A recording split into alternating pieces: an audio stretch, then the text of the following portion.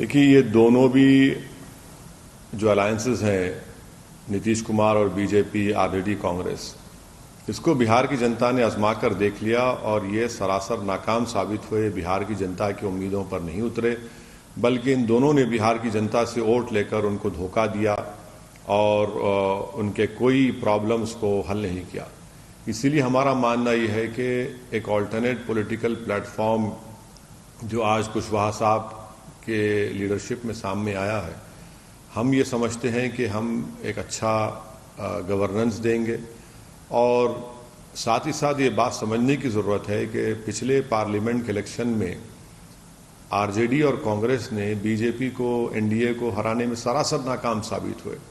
तो हम बिहार की जनता को यही अपील कर रहे हैं कि आप अपने वोट को ज़ाय होने से बचाइए और ये इस चुनाव में बीजेपी नीतीश कुमार को घर में बिठाएगी और बीजेपी की पूरी कोशिश ये है कि इस चुनाव के बाद बीजेपी का मुख्यमंत्री बिहार का मुख्यमंत्री बन जाए।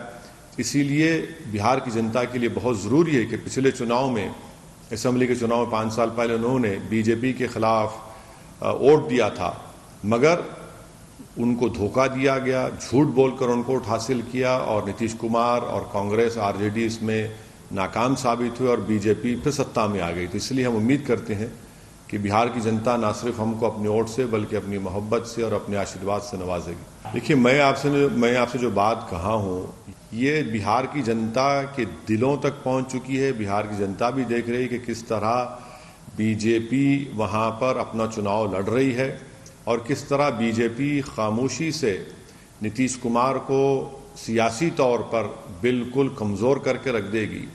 और इसीलिए हम बिहार की जनता से बार बार ये अपील कर रहे हैं कि आप अपने वोट को ज़ाय होने से बचाइए।